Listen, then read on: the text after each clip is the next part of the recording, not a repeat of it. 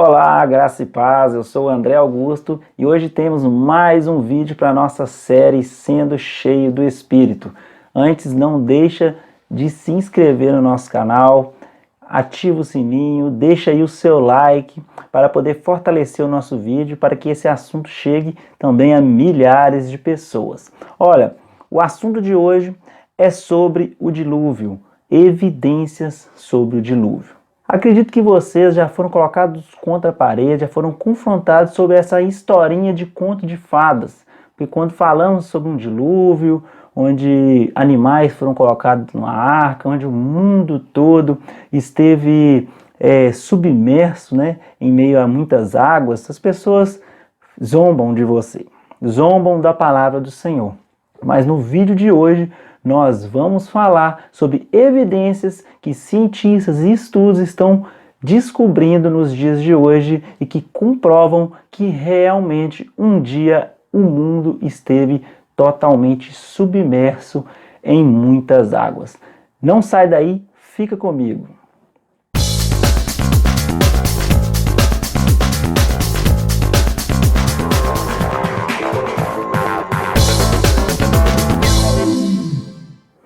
Então, pessoal, antes de iniciar esse assunto, vamos falar um pouco sobre esse mundo pré-diluviano. Olha, nós sabemos que no princípio existia a Pangeia. Estudos científicos já falam que no início existia apenas um continente, a Pangeia. E a palavra de Deus também, ela não contradiz isso.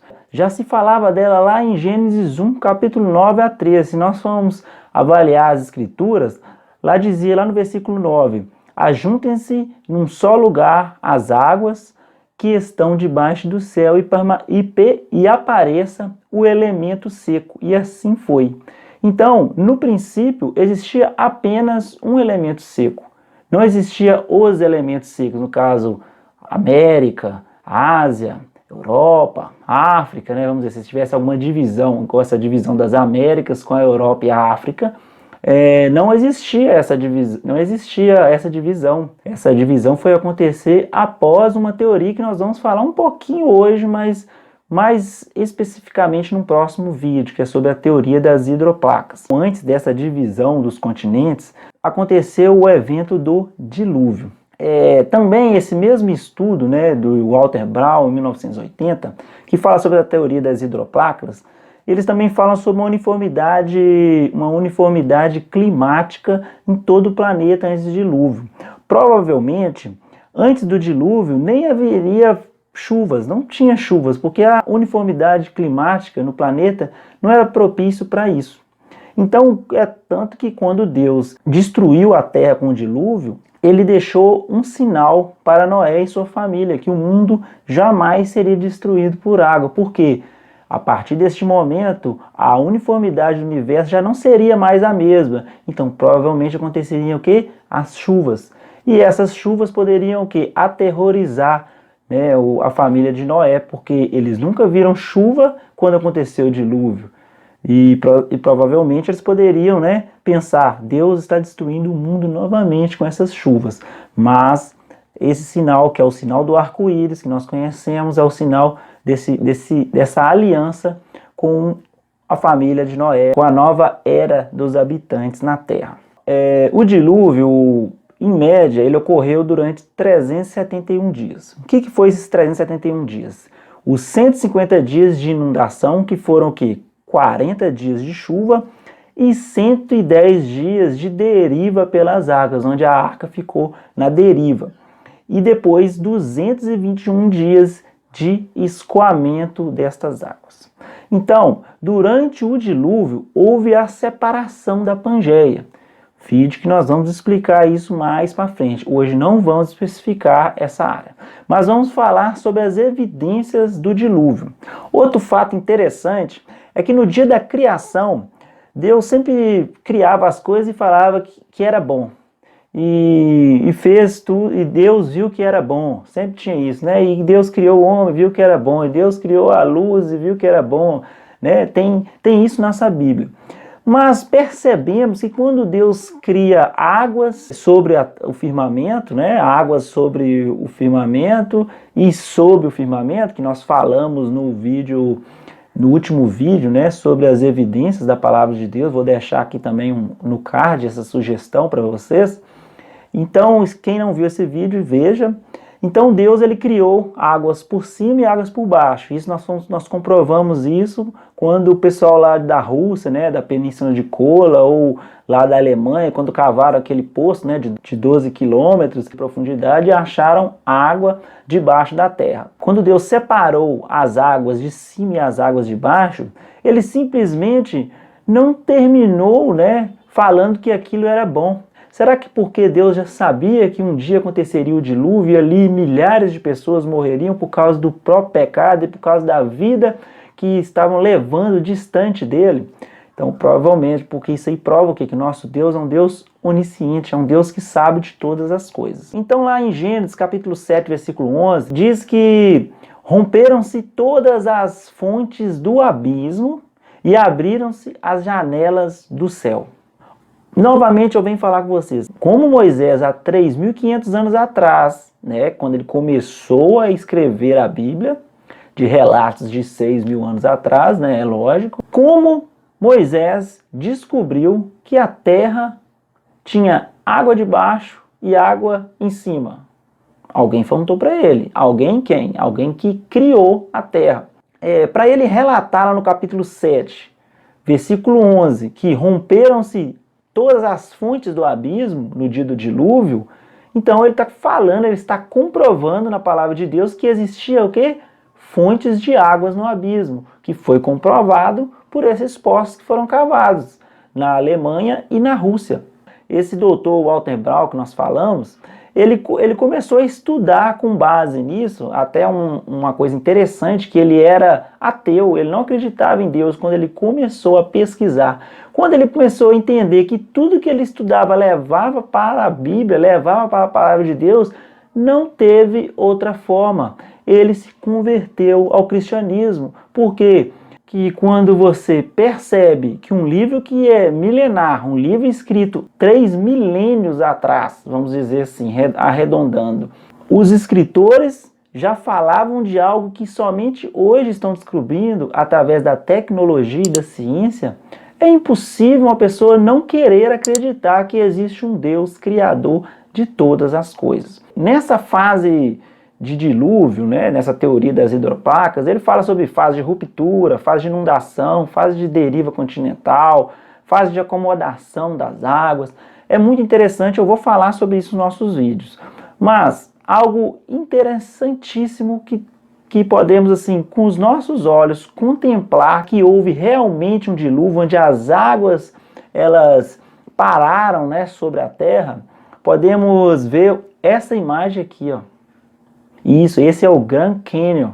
Esse Grand Canyon, olha só, gente, a estratificação, essas linhas paralelas que vocês estão vendo aí, o que vocês conseguem perceber isso? Como houve vamos dizer assim, desenhado essas linhas tão paralelas sobre essas várias montanhas, o que comprova isso? Cientistas nenhum conseguiram comprovar o que foi feito com essas montanhas. Erosão não faz isso.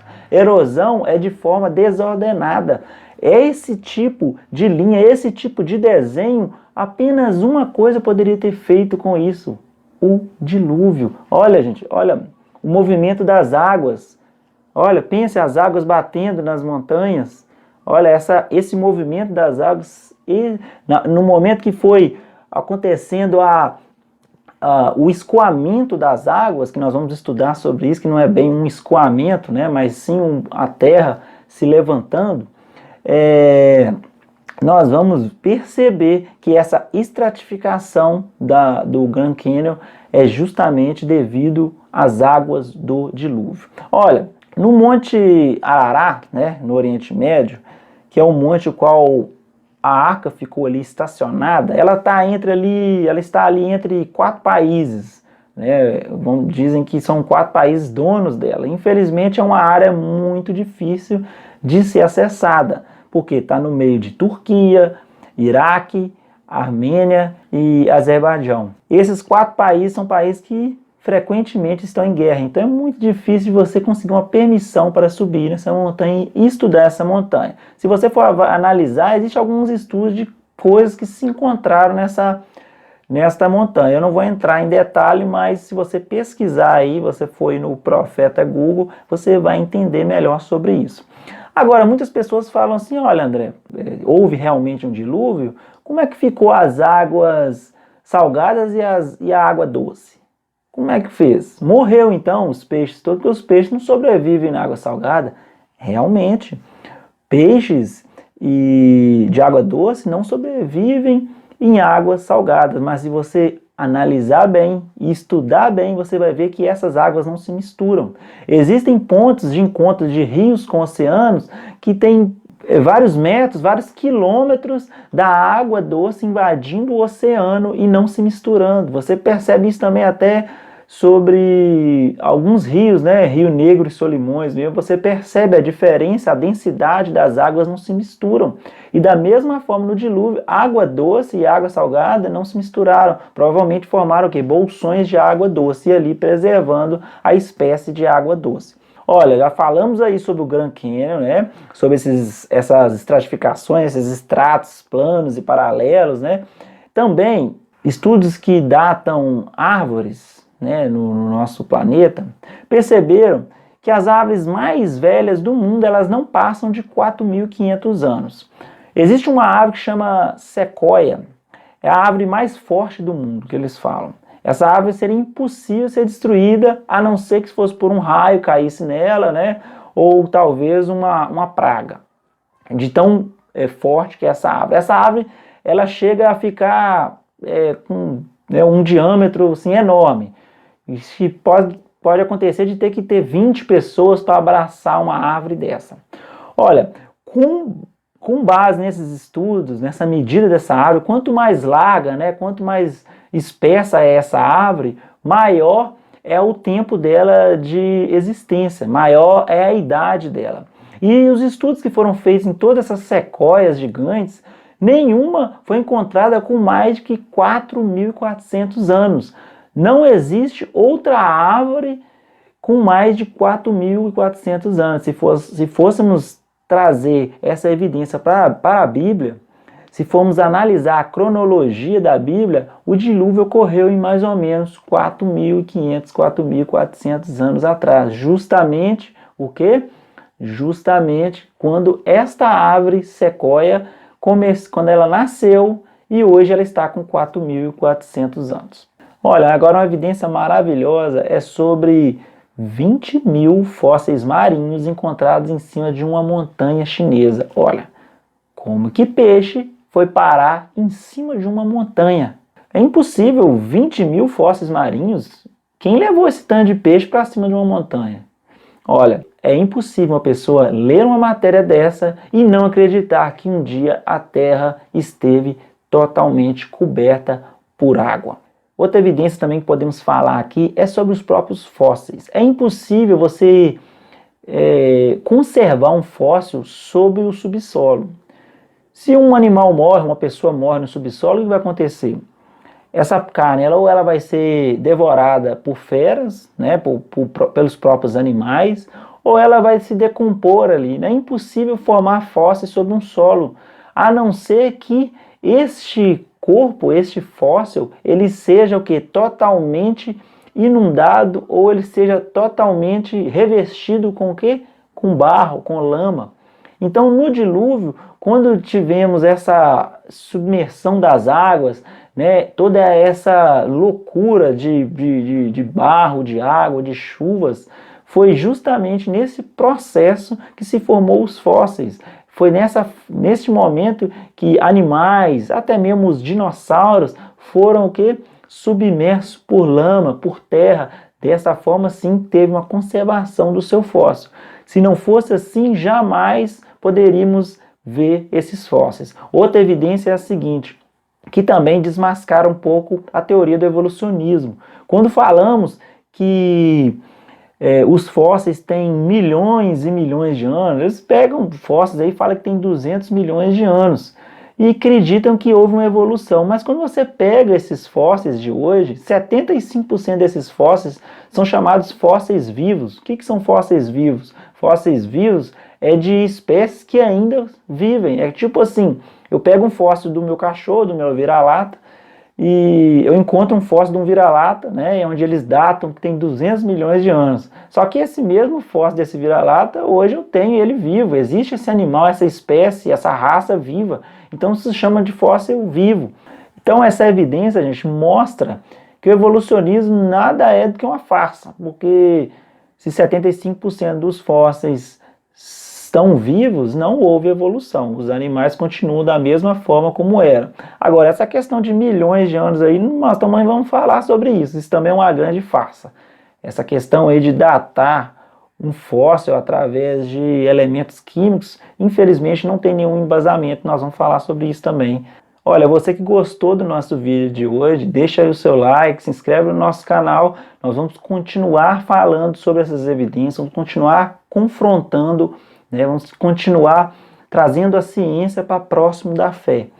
Até mesmo você que não tem uma religião, mas gosta de conhecimento, mas gosta de aprender e gosta de analisar as evidências. E fica ligado que logo logo vamos soltar mais e mais vídeos. Nós temos que falar muito ainda aí sobre essa teoria das hidroplacas, temos que falar aí sobre os dinossauros, temos que falar aí sobre muitas coisas, são muitas coisas. A nossa palavra, a Bíblia, a palavra de Deus, ela tem sido comprovada a cada dia. E milhares de cientistas estão se rendendo aos pés do Senhor, justamente porque é impossível provar que Deus não existe. É impossível provar que estamos errados, porque as evidências só fortalecem a nossa fé.